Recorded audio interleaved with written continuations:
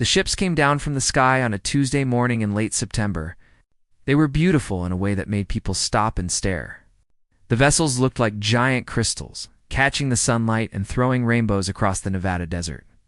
Thousands of people watched from miles away as the three alien craft descended slowly, carefully, as if they were afraid of breaking something precious. Ambassador Kira Holloway had been preparing for this moment her entire career. She stood at the edge of the landing zone with her team behind her, wearing her best diplomatic uniform and trying very hard to keep her hands from shaking. Beside her, Commander Nathan Price kept his eyes on the sky, his military training making him watch for threats even in a moment of wonder. "They are really here," Kira whispered. More to herself than anyone else. "Ma'am," Nathan replied. "Let us hope they are as friendly as they claim to be." The largest crystal ship touched down first, its landing gentle and silent. A door appeared in its smooth surface, where no door had been visible before. Light spilled out, bright and blue. Figures began to emerge. The Volanthi were tall and thin, with long arms and longer fingers. Their skin changed colors as they walked, shifting from deep blue to soft purple to pale silver. They had large eyes that seemed to hold entire galaxies within them, and when they moved like dancers. Every step, graceful and deliberate. The leader of the group stepped forward. He wore robes that flowed around him like water, and a small device hung around his neck. When he spoke, his mouth made sounds that were musical and strange, but the device translated his words into perfect English. "I am High Speaker Zorth of the Volanthi Collective," he said. "We have traveled very far to meet you. We come in peace and friendship." Kira took a deep breath and walked forward to meet him. "I am Ambassador Kira Holloway, representing the United Nations of Earth. We welcome you to our world." Zoroth extended all four of his arms in what seemed to be a greeting. His skin turned a warm shade of gold. "This is a historic moment. The Volanthi have watched your species for many cycles. You are young but full of potential. We believe we can help each other grow." The first few hours were filled with ceremony and careful words. The Volanthi were escorted to a special building that had been constructed just for this meeting. It had taken 2 years to build and was designed to make the aliens feel comfortable. The temperature inside was kept warm, the lights were soft, there were special chairs designed to fit their unusual bodies. Zorth and his delegation seemed pleased by these efforts. They nodded and smiled, though their smiles looked different from human smiles. They asked questions about Earth, about its people, about its history. They shared information about themselves, too. The Volanthi Collective, they explained, was a union of 12 worlds orbiting twin suns in a distant part of the galaxy. They had been traveling the stars for thousands of years, meeting new species and forming alliances. "We have so much to offer you," Zorth said during the first formal meeting. "Technology that could cure your diseases. Knowledge that could solve your energy problems. Star maps that could show you the way to 1,000 new worlds." It sounded almost too good to be true. Kira noticed that some of her colleagues were getting excited, imagining all the possibilities. But she had been a diplomat for 20 years, and she had learned to listen not just to what people said, but to what they did not say. "And what do you want from us in return?" she asked. Zorith's skin flickered briefly to a darker shade before returning to gold. "Only friendship. Only partnership. We seek allies, not subjects.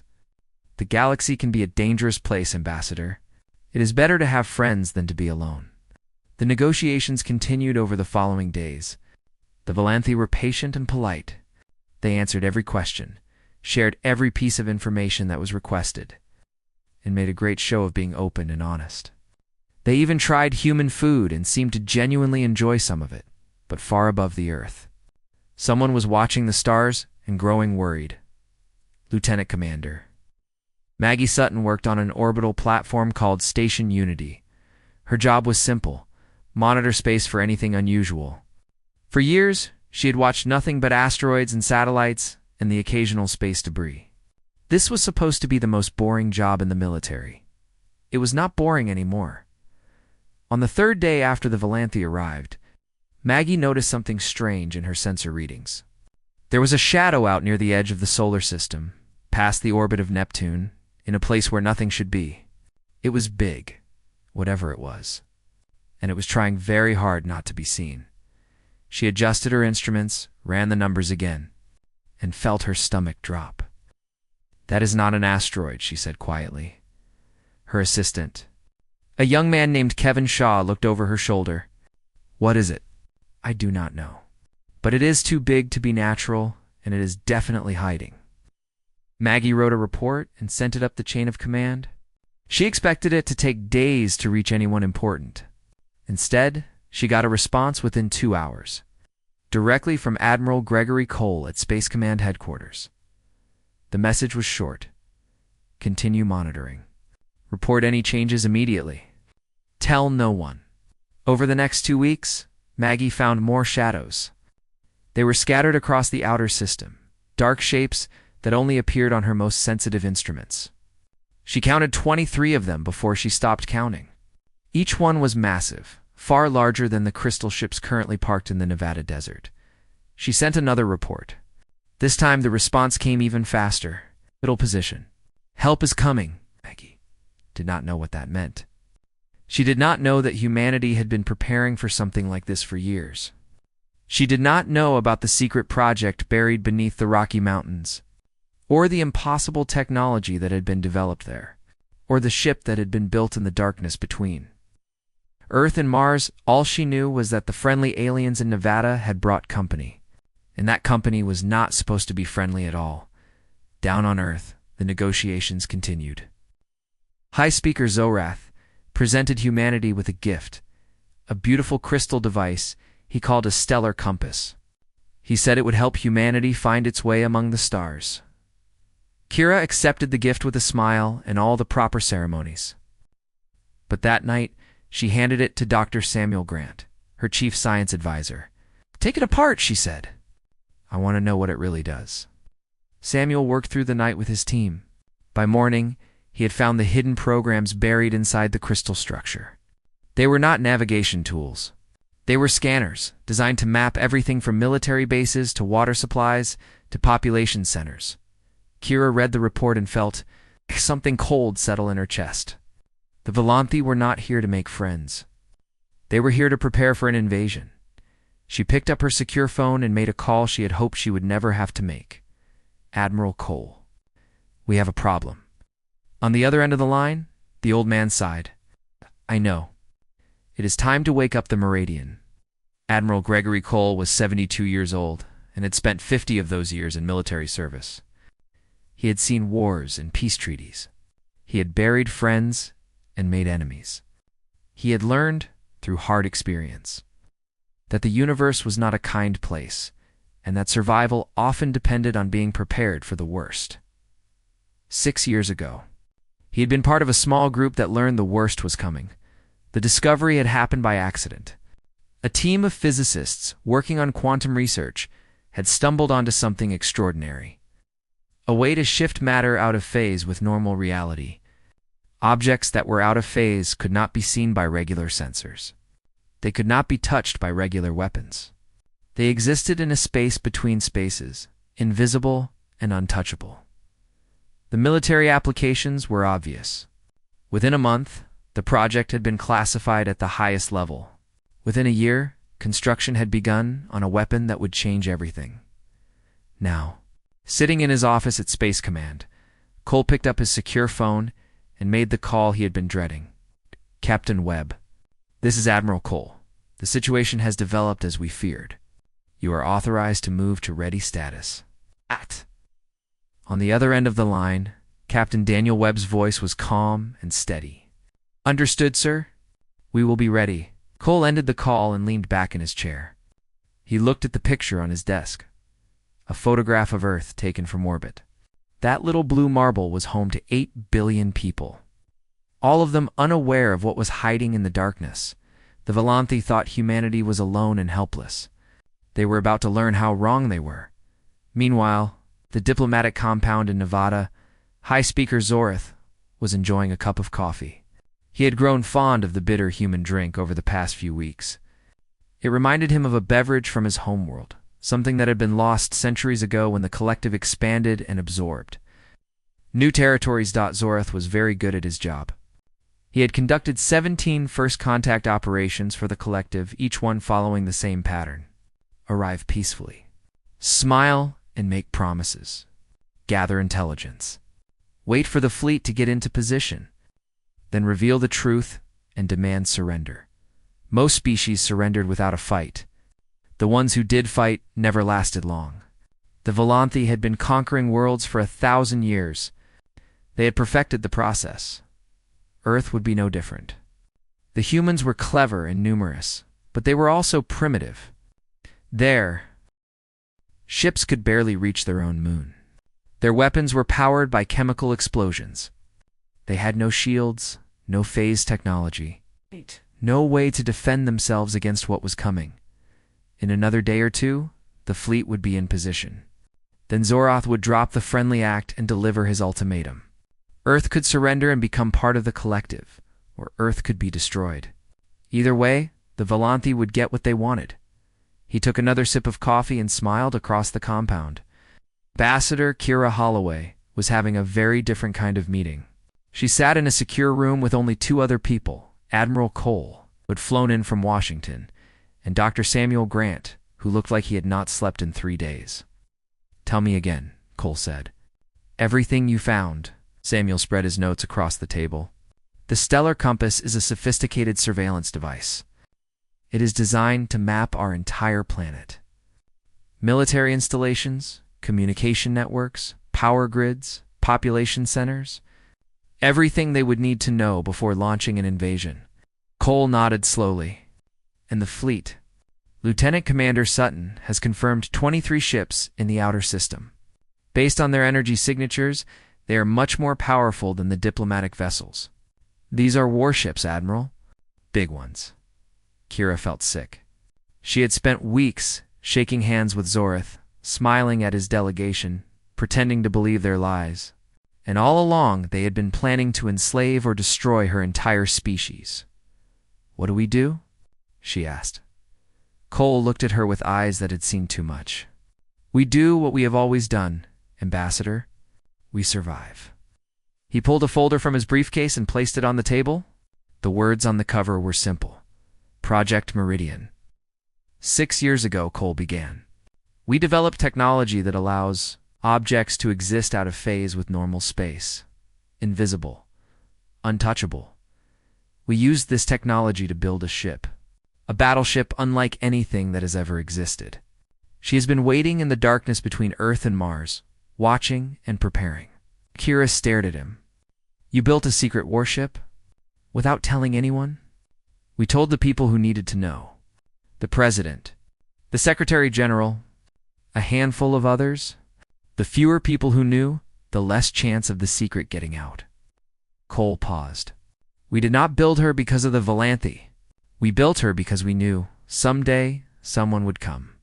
The universe is vast, Ambassador. Not everyone out there wants to be our friend." Samuel leaned forward, his scientific curiosity overcoming his exhaustion. "How powerful is this ship?" "Powerful enough," Cole said simply. "Her name is the TSS Meridian. She is 3 kilometers long, carries weapons that can destroy a planet, and is commanded by one of the best officers I have ever known. When she reveals herself, the Volanthi will understand that they made a serious mistake." Kira took a moment to process all of this. Her world had changed completely in the span of a few minutes. Humanity was not helpless. Humanity had a weapon. And if the Admiral was right, humanity was about to teach the Volanthi a lesson they would never forget. "What do you need from me?"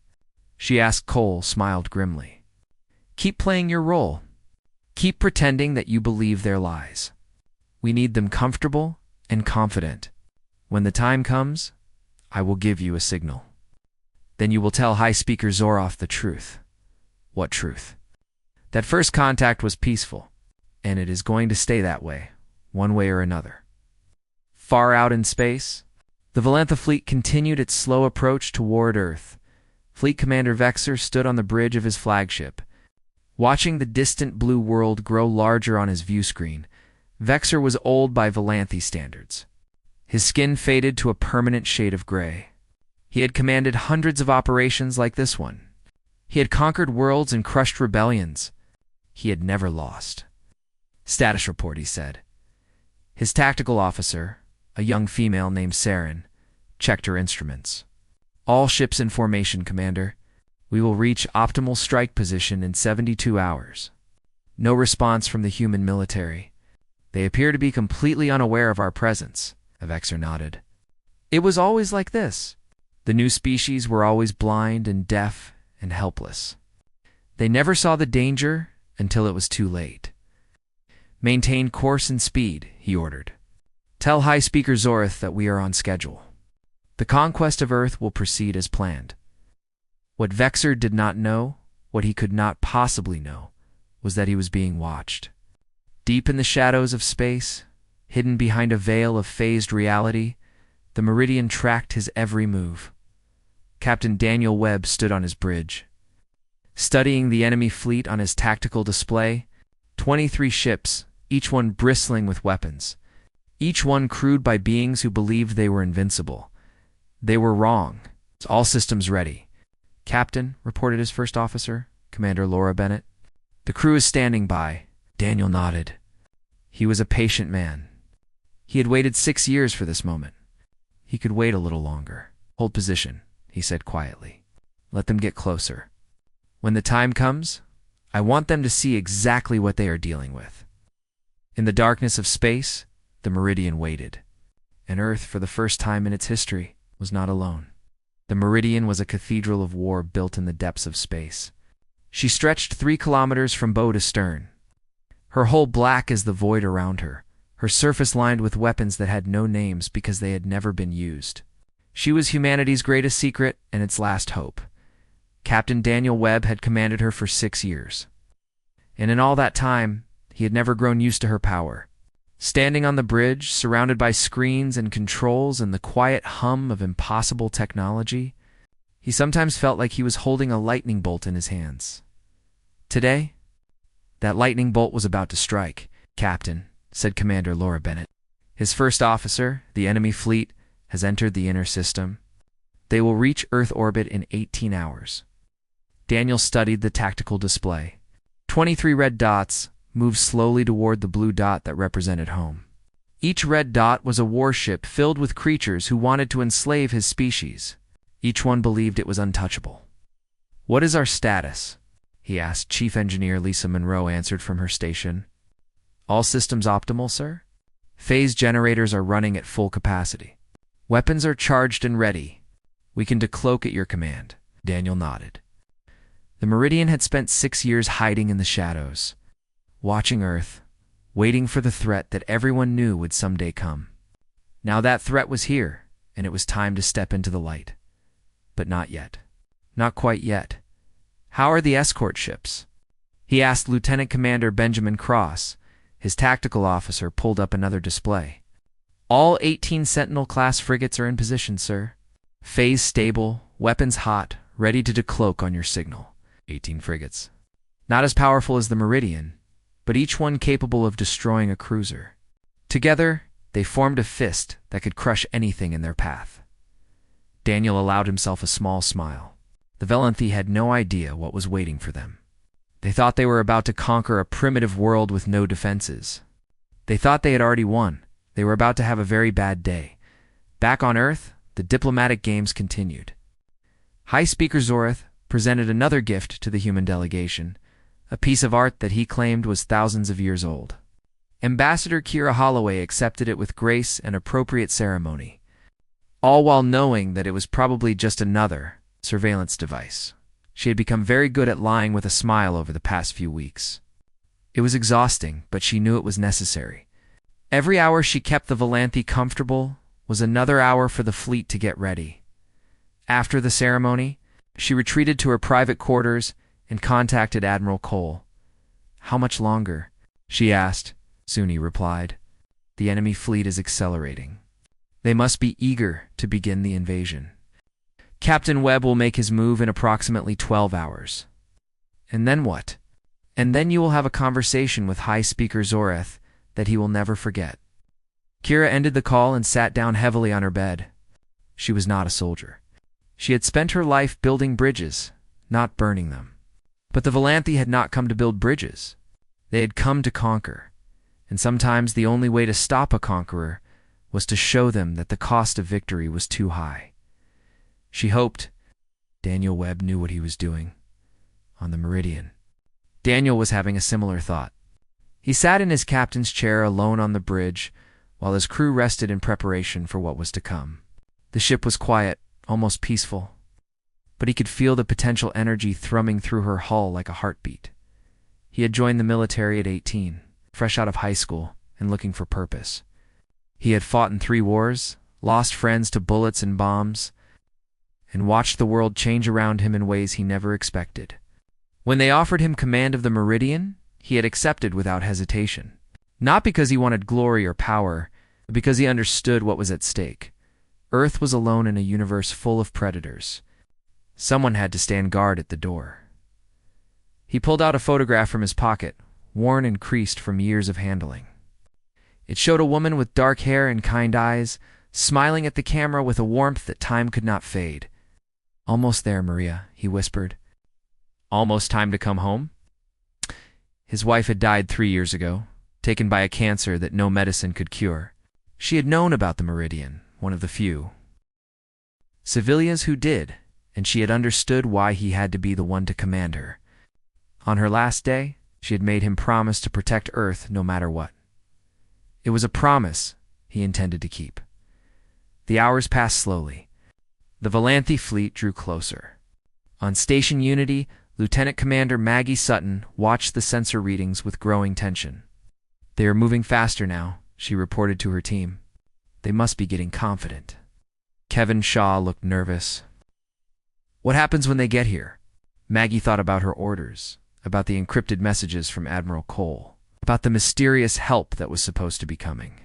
She did not know exactly what was going to happen, but she had faith in the people above her. "I do not know," she admitted. "But I think the Valanthi are about to get a surprise." On the Meridian, the clock finally reached 0. Daniel stood up from his chair and looked around the bridge. Every station was manned, every face was focused, every system was ready. These were good people, trained for years, prepared for exactly this moment. "All hands," he said over the ship-wide intercom. "This is the captain. You all know why we are here. You all know what is at stake. Today we show the galaxy that Earth is not alone, that humanity is not weak, and that anyone who threatens our home will pay the price." He paused, letting the words sink in. "We did not ask for this fight. We did not want it. But we will not run from it either. Today we stand up. Today we fight back. Today we remind the universe what humanity is made of." He looked at Commander Bennett and nodded. "Take us out of phase. It is time to say hello." The Meridian shuddered as her phase generator shifted into a new configuration. The darkness that had hidden her for 6 years peeled away like a veil, and suddenly she was visible, real, present. She appeared directly in the path of the Valanthi fleet. 3 kilometers of black hull and bristling weapons, blocking the way to Earth like a giant fist raised in defiance. Around her, 18 frigates decloaked at the same moment, forming a wall of firepower that would make any admiral weep with envy. On the bridge of the Valanthi flagship, alarms began to scream. Fleet Commander Vexer stared at his display in disbelief. Where there had been empty space a moment ago, there was now a fleet. A human fleet armed with weapons that should not exist, using technology that the primitives should not have. "Impossible," he whispered. His tactical officer was shouting numbers that made no sense. The human battleship was 3 kilometers long. Its power readings were off the scale. Its weapons were charging faster than anything he had ever seen. "Commander," she said, her voice trembling, "they are targeting our engines. They are preparing to fire." Vexer felt something he had not felt in decades: fear. All ships, evasive maneuvers. He ordered, "Fall back to defensive formation." But it was too late. The Meridian had already fired. A single beam of light lanced across space. Faster than thought, precise as a surgeon's scalpel.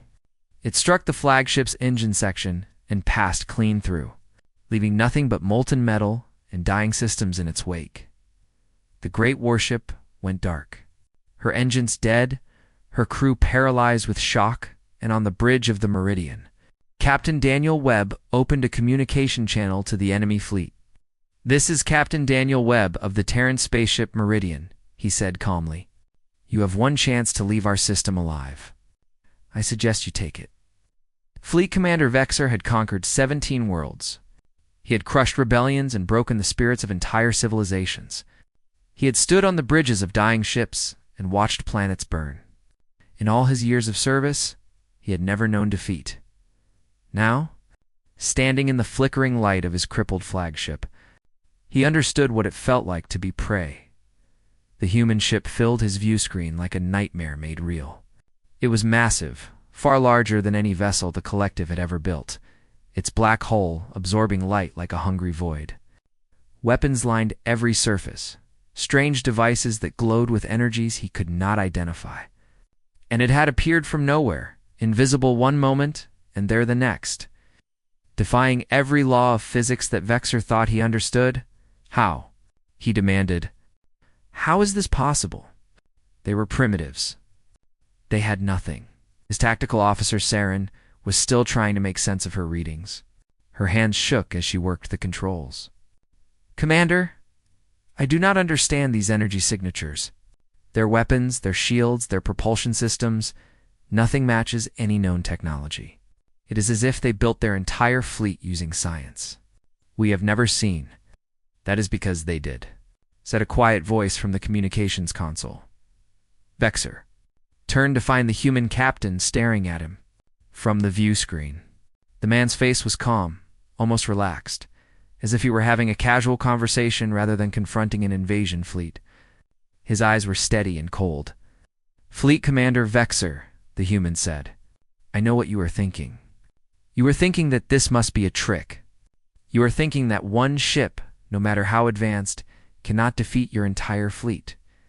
You are thinking that if you just attack hard enough and fast enough, you can overwhelm us with numbers." The human paused and smiled slightly. It was not a warm smile. "You are wrong. I have 18 escort vessels positioned around your fleet, each one capable of destroying a cruiser with a single shot. My main batteries can punch through your heaviest armor like paper. And my phase technology means that your weapons cannot touch me unless I allow it." Vexer felt his skin shift through shades of gray and blue, colors of fear and uncertainty. He had never encountered an enemy who could speak with such confidence and back it up with such overwhelming force. "You are bluffing," he said, but his voice lacked conviction. "I disabled your engines with one shot," the human replied. "Do you really want to find out what I can do with two?" On the bridge of the Meridian, Daniel Webb watched the Volanthi commander's reaction with careful attention. He had learned, in his years of military service, that the moment of first confrontation was crucial. How an enemy responded to unexpected strength told you everything about whether they would fight or fold. Vexer was clearly shaken, but he was also experienced. He would not surrender easily. He would test the human's resolve, probe for weaknesses, look for any advantage he could find. Daniel was ready for that. "Captain," Commander Laura Bennett said quietly, "3 of their cruisers are breaking formation. They appear to be moving to flank us." Daniel nodded. "Target their navigation systems. Fire when ready." 3 beams of light flashed across space, each one striking with perfect precision. The Volanthi cruisers shuddered and went dark. Their navigation computers destroyed, their crews left alive but helpless. On the flagship, Vexer watched his ships die without even returning fire. His tactical officer reported the damage in a voice that had gone numb with shock. "Commander, they hit our navigation systems. Nothing else. They could have destroyed those ships completely, but they chose not to." Vexer understood what that meant. The human was sending a message. He had the power to annihilate them, but he was choosing mercy. "For now, all ships hold position," Vexer ordered. "No one fires unless I give the command." Back on Earth, the moment of revelation had arrived. Ambassador Kira Holloway walked onto the observation deck with her entire diplomatic team behind her. High Speaker Zoroth was already there, enjoying the morning sun, and apparently unaware that his entire invasion plan had just fallen apart. "High Speaker," Kira said, "I think we need to talk." Zoroth turned to face her. his skin shifting to a pleasant shade of gold. "Of course, Ambassador. What would you like to discuss?" Kira smiled, but there was steel behind her eyes. "I would like to discuss your fleet. The 23 warships you have hiding in the outer system. The ones that were supposed to conquer Earth after you finished gathering intelligence." Zoroth's skin flickered rapidly through several colors before settling on a pale gray. His forearms twitched, and his translator device hummed with static. "I do not know what you mean," he said carefully. "Yes, you do. We have known about your fleet for weeks. We found the surveillance devices hidden in your gifts. We decoded your communications with Fleet Commander Vexer. We know exactly what you plan to do." Zoroth stood very still, his large eyes fixed on her face. For a long moment, neither of them spoke. Then Kira pointed upward toward the sky. "Look up, High Speaker. Look at what is happening to your invasion." Zoroth looked up and saw the Meridian. She hung in the sky like a black moon, visible even in broad daylight, her massive form blocking out the clouds. Around her, the smaller escort ships were visible as dark points of light arranged in a perfect formation. "That is our answer to your fleet," Kira said. "That is what you did not know about. That is why this invasion is over." Zoroth's skin had turned completely white, the color of surrender. His forearms hung limply at his sides. "How?" he whispered. "Your species is so young. How could you have built something like that?" Kira stepped closer to him, her voice quiet but firm. "Because we have been fighting for survival since the day we crawled out of the ocean. Because we have spent our entire history at war with each other, with nature, with extinction itself. We got very, very good at it." She gestured toward the Meridian. "You looked at us and saw primitives. You saw a species that had barely reached its own moon. You thought we would be easy prey?" She shook her head slowly. "You were wrong. We are survivors, High Speak. And we do not go quietly." In space, the standoff continued. Fleet Commander Vexer had tried 3 more probing attacks, and each one had been stopped with surgical precision. His ships were intact but crippled, their crews alive but helpless. The human captain had demonstrated complete control over the battlefield without killing a single via land. It was, Vexer realized, a message. The humans could have destroyed them all. They had chosen not to. They were showing mercy, but they were also showing strength.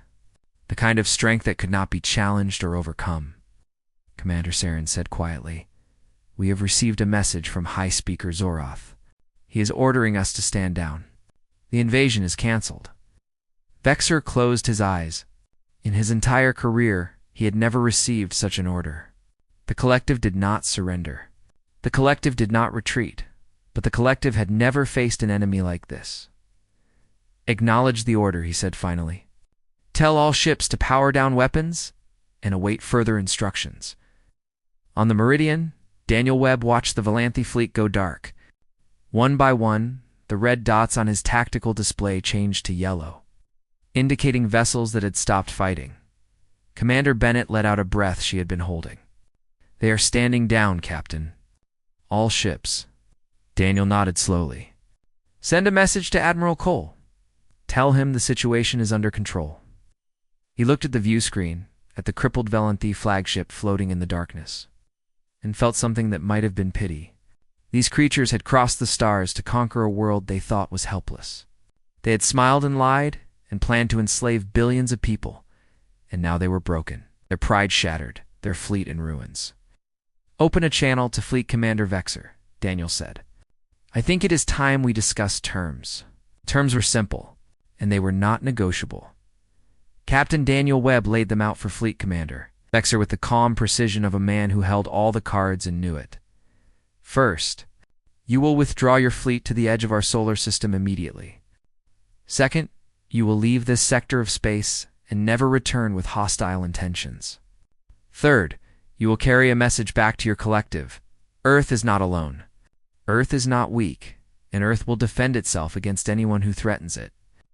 Vexer listened in silence, his gray skin showing no emotion. He was an old warrior, and he understood when a battle was lost. There was no shame in recognizing superior force. There was only the cold reality of survival, And if we refuse, he asked not because he intended to refuse, but because he needed to know. Daniel's expression did not change. Then I will destroy your fleet. Every ship, every crew. I will leave nothing but debris floating in space as a warning to anyone else who thinks Earth is an easy target. He paused for a moment. But I would rather not do that. I am not interested in killing. I am interested in protecting my home. If you leave peacefully, no one has to die today. Vexor considered this. The human could have killed them already. He had the power to wipe out the entire fleet with a few commands. Instead, he was offering mercy, a chance to retreat and live. It was not what Vexor would have done. The collective did not show mercy. The collective destroyed those who opposed it and absorbed those who surrendered. Perhaps that was why the collective was about to receive a very unpleasant surprise. I accept your terms, Vexor said finally. My fleet will withdraw. We will not return. Daniel nodded. A wise decision, Fleet Commander. I hope we never meet again under these circumstances. The communication ended, and across the Valenthi fleet, ships began to turn. Their engines, those that still worked, powered up slowly. One by one, they moved away from Earth, away from the Meridian, away from the nightmare they had stumbled into. On the bridge of the Meridian, the crew watched in silence as their enemies retreated. There was no celebration, no cheering, no triumphant shouts. They were professionals, and they understood that victory sometimes came at a cost that could not be measured in casualties. Commander Laura Bennett stood beside Daniel, her face thoughtful. Do you think they will keep their word? Daniel shrugged slightly. Maybe, maybe not. But they will remember what happened here today. And more importantly, they will tell others. Word will spread that humanity is not to be challenged lightly. He looked out at the stars, at the blue marble of Earth turning slowly below them. That is our best defense, Laura. Not weapons. Not ships. Reputation. The knowledge that attacking us is not worth the cost. Bennett nodded slowly. And if someone decides to test us anyway? Daniel smiled grimly. Then we will remind them why that was a mistake. Back on Earth, Ambassador Kira Holloway was having a very different conversation with High Speaker Zorath. The Valanthi diplomat sat in a plain chair in a small room, his skin still pale with shock. His 4 arms were folded tightly against his body, and his large eyes stared at the floor. Kira sat across from him, her posture straight and her voice steady. You will be returned to your ships, High Speaker. You and your entire delegation. We are not going to imprison you, or execute you, or do any of the other things the collective would have done if the situation were reversed. Zorath looked up at her with something that might have been confusion. Why? We came to conquer you. We lied to you. We would have enslaved your entire species. Why would you show us mercy? Kira thought about the question for a long moment before answering. Because we are not you, she said simply. We have done terrible things to each other throughout our history. Wars, genocide, slavery, all the worst impulses of our species. But we have also learned from those mistakes. We have grown. We have become better. She leaned forward slightly. Mercy is not weakness, High Speaker. It is strength. It is the ability to destroy your enemies completely and choosing not to. That is something the collective apparently never learned. Zorath was silent for a long time. When he finally spoke, his voice was quiet and thoughtful. You are a strange species, he said. Fierce enough to build weapons that can destroy fleets. Wise enough to use those weapons with restraint. Merciful enough to spare those who would have harmed you. He shook his head slowly. I do not know if the collective will understand, but I will try to explain. Perhaps some of them will listen. Kira stood up and extended her hand. It was a human gesture of peace. And after a moment, Zorath reached out with one of his arms and touched her fingers. Go in peace, High Speaker, and remember what you learned here today. In the weeks that followed, the Valanthi departed. Their crystal ships lifted off from the Nevada desert and climbed into the sky. Ow. Joining the remnants of their fleet at the edge of the solar system. Then, one by one, they vanished into the darkness between stars. the Meridian returned to her hiding place. Cloaking once again in the shadows between Earth and Mars, her crew was given leave to visit their families, to rest, to recover. Captain Daniel Webb spent a week at his wife's grave, telling her about everything that had happened. "We did it, Maria," he said quietly. "We protected them, just like I promised." Admiral Gregory Cole held a press conference, carefully edited to reveal only what the public needed to know. There was talk of advanced defense systems, of secret projects, of humanity's determination to stand strong against any threat. The details were vague, but the message was clear. Earth was ready, and across the galaxy, the story spread. Species who had been conquered by the collective heard whispers of what happened to the invasion fleet sent to Earth. Species who had been considering expansion toward human space suddenly changed their minds. Species who had never heard of humanity began to pay attention. The humans were young, the stories said. They were primitive by galactic standards, but they were also fierce, clever, and absolutely ruthless when threatened. They had hidden a war fleet in the shadows of their own solar system and revealed it only when they had no other choice. They had shown mercy when they could have shown destruction. They were not to be underestimated. 1 year after first contact, a new Valanthi delegation arrived at Earth. This time, there were no hidden fleets, no surveillance devices, no plans for conquest. They came with genuine offers of trade and alliance. Willing to treat humanity as equals rather than prey, Ambassador Kira Holloway met them at the same landing site in Nevada. Wearing the same diplomatic uniform, standing under the same desert sun. But everything had changed. "Welcome back," she said to the new high speaker, a young female named Varys whose skin shifted through soft shades of blue and green. Varys bowed respectfully. "We come in peace, Ambassador. True peace this time. The collective has learned that some species are not meant to be conquered. Some species are meant to be respected." Kira smiled, and this time the smile was genuine. "Then let us start over, High Speaker. Let us build something better than what came before." High above them, invisible against the blue sky, the Meridian kept watch. She would always keep watch. That was her purpose. That was her promise. First contact had been peaceful, and thanks to humanity, it stayed that way. In the years that followed, Earth became a power in the galaxy. Not the largest, not the oldest, but certainly one of the most respected. Other species learned what the Valanthi had learned. The humans were small, but they were mighty. They were young, but they were wise beyond their years. They were peaceful, but they were never weak. Captain Daniel Webb eventually retired from command. He spent his remaining years teaching at the Terran Space Academy, training the next generation of officers who would protect Earth from the dangers of the universe. He told them stories about the Meridian, about the moment of revelation, about the choice between mercy and destruction. "We could have killed them all," he would say. "We had the power. We had the right. But we chose mercy. Not because we were weak, but because we were strong enough to afford it." He would pause then and look at his students with eyes that had seen too much. "That is what humanity means," he would say. "The strength to protect, the wisdom to restrain, the courage to be merciful when the universe gives you every reason not to be." His students would nod and write notes and try to understand. Some of them would eventually command ships of their own. Some would face their own moments of truth, their own choices between mercy and destruction, and all of them, every single one, would remember the lesson of first contact. Humanity was not alone in the universe. Humanity was not helpless. And humanity, when it needed to be, was absolutely terrifying. But it was also kind. That was the real message.